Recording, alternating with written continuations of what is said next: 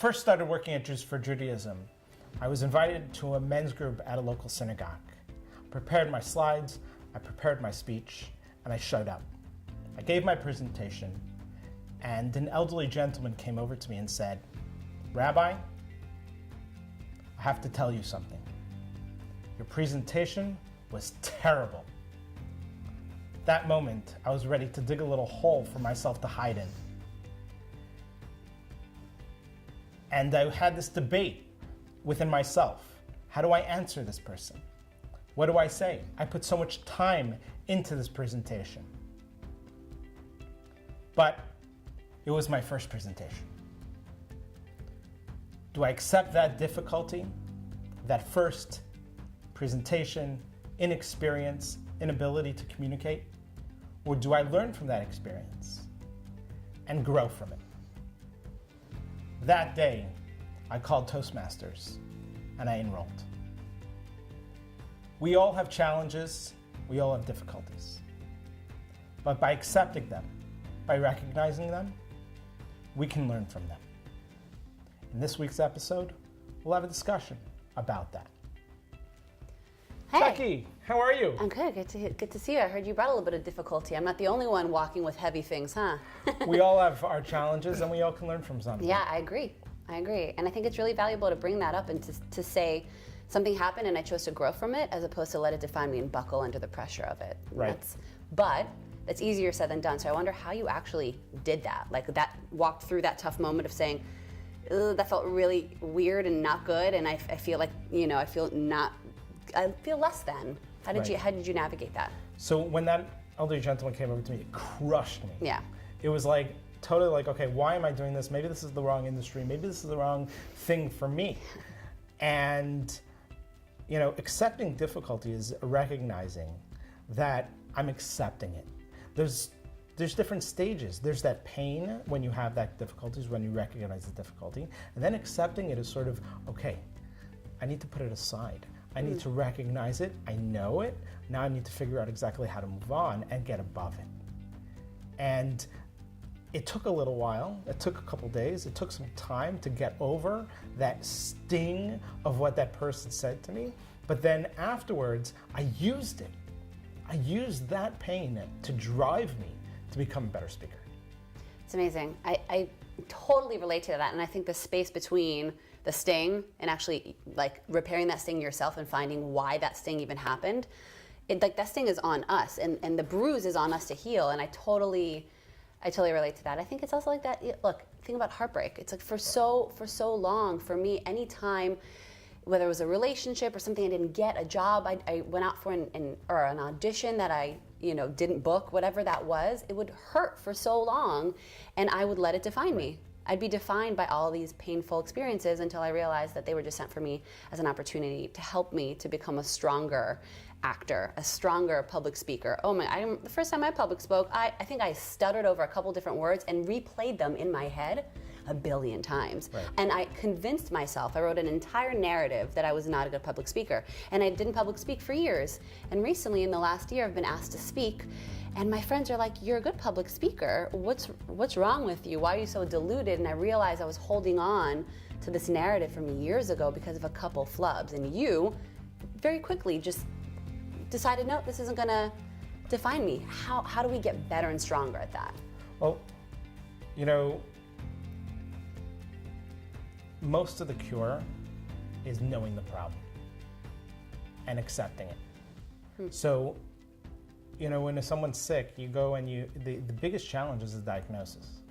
So figuring out exactly what it is, once you know exactly what it is, then you can address that issue and get to the crux of the issue. Interesting. So I think by reflecting on my own personal speaking skills and thinking about ways for improvement, that enabled me to create a plan of attack. And what were the steps? Going to Toastmasters, speaking more, getting in front of people, trying it with teens and then working with adults, different audiences, working it through, and then building that experience. And so I think that it could have only happened because of that moment. And because I accepted that moment, I could have just avoided it and moved on. And I think that we wouldn't be here today doing this show if not for that moment where I made that choice to persevere. Wow. And to accept that difficulty and move on from it, to get over it. And everything in our lives, every challenge in our lives is a fork in the road. And we have a choice. Do we accept it and move on? Do we, because that's really, the ability to move on is by accepting it. If you don't accept it, then it's denial. And you don't figure out exactly how to address that issue. Right, and it'll come back. The avoidance doesn't mean that you don't have to deal with it. You're just choosing not to deal with it now, and the delay almost makes it heavier later. Right. Which I've had that experience as well. So yeah, that's what a beautiful value of really accepting a difficulty when it comes in and knowing that it's there for you. Don't delay it. There's something beautiful in there to mine. It's going to make you stronger. Right. And I think when it comes to Jewish experience and Jewish study, growing up a native English speaker, it wasn't always easy to read Aramaic and Hebrew and translate and get through the crux of what the knowledge that we're trying to learn. Yeah. And so I remember I had a tutor in 8th grade, and he would say, don't look at the whole page. It's overwhelming. Oh my God. Yeah. Look at one word at a time. Right. Do you know that word? If you don't, write it down in a worksheet and get the translation. And build your own dictionary. And that was the tool he gave me to grow, to address that issue, that challenge in the language. And I used that for Hebrew, for Aramaic, for Yiddish, throughout all my years in school, where I basically taught myself those languages by taking it one word at a time, one challenge at a time. And I accepted that difficulty, that I didn't know it, but I didn't let that difficulty define me. Or define the bigger picture too. It's just because you're having a small difficulty now doesn't mean the entire process is going to be difficult, that the entire page you're not going to understand. And I think we do get so caught up in that one moment, so we get so myopic that we don't see the bigger picture. We don't believe that we'll get out of that one moment. So we don't want to accept the difficulty. What would it mean if I accepted this difficulty in this moment? What if that, again, it defines me? What if it defines the entire process? What if I accept that this is hard? Will that color my entire life as hard? And that's a really binary, very black and white way of seeing things. And recently I've been pulling myself out of that black and white and very overwhelming sort of way of coloring something. Just because right now it's hard doesn't mean everything's going to be hard. Deal with this moment. And what I found is that, I wish I learned that sooner. I also wish I learned Yiddish. Wow. But if I could just have accepted that a small piece would not color the rest of my process, I think a lot of stuff would have been healed sooner. Right. But that's okay, we learn in our time. Will you teach me Yiddish? A little bit. On the next episode of Smart Talks, Becky learns Yiddish. Who's interested? I think it'll be fun. I think so too. So, before we close, do you have any sort of stories? I'm just going to put you on the spot. Yeah, I didn't bear all the stories about all my public speaking woes. I think it's about the dating one and if we were to use a story, but let me think if about a difficulty in the moment. Many. The first audition. Oh my goodness. Well, speaking of first auditions, it was in 3rd grade, I think, that my mom put me in community theater, and I just learned English because we moved when I was going into 1st grade from Israel, and so I just kind of got my language skills and my confidence a little bit. And my mom sends me out to community theater. I love you, Mom, but she also set me up to not get the role. She was like, "Look, if you don't get the part, it's totally okay."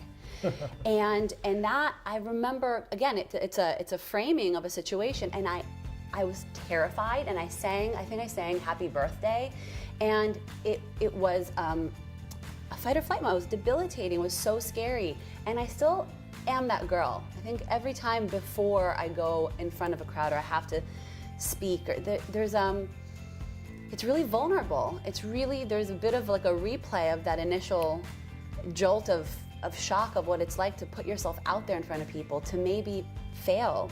What it would mean if I failed. Am I not making my mom happy? All of those calculations, I am still that same person. It's not like, because I'm doing this more and more that I'm any better, but it's gotten easier. And so I now have such a different relationship to fear and to nerves. I feel like, to me, the more I walk into the fear, the more I walk into the nerves, just the more I get to heal that little Becky that was on stage that, didn't get the role. And I don't know, now I do get roles, but I didn't let that define me. And I think, again, acting is one of those journeys that is very, very difficult because you're getting rejected 99.9% of the time. You're constantly fighting for something that you're really not seeing the reward of. It's not like social media, you're getting validation constantly. You post something, you get an immediate thing. With this sort of journey, and I think that's also a spiritual journey, is that you're not seeing the fruits of your labor, you're not seeing the payoff or the validation right away. And it begs the question, are you doing what you're doing because of validation? Right. It really made me look at myself, and when I would get down after every audition, because I was beating myself up or I was attaching myself to an outcome, I started to really pull myself aside and say, why are you doing this?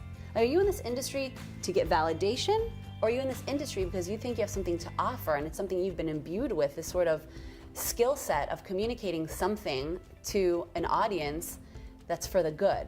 Because if it's the former, it might be an unhealthy relationship to this pursuit.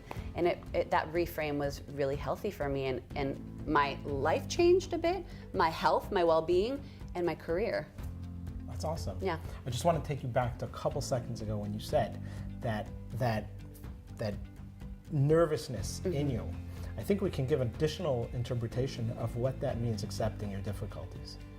That when you have that nervousness feeling, that difficulty, that challenging sort of turmoil within you, channeling it and accepting it so that you can channel it to become your strength.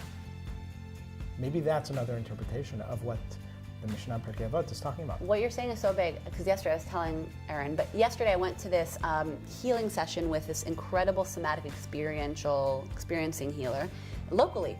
And I think when I was in college, I went and saw a therapist. It's been years. I have friends that are coaches. I do a lot of talking with my friends, but I have not been to a healer, to a therapist in a while. I'm going in. I'll let you guys know. And she does this thing around when something comes up for you, not just talk therapy, but going into your body and seeing where it lives energetically in your body, which is exactly what you're saying. Because now that I'm thinking about it, when I do feel nerves, and there's all sorts of different techniques to when that comes up, just asking yourself, where is this in my body? Bringing your awareness to where it is. Usually it's in my chest or in my gut, where like the butterflies and the heart pounding and wherever it is. And just the awareness alone helps release. And that's kind of the re-navigating, because we have an innate intelligence that helps our bodies heal.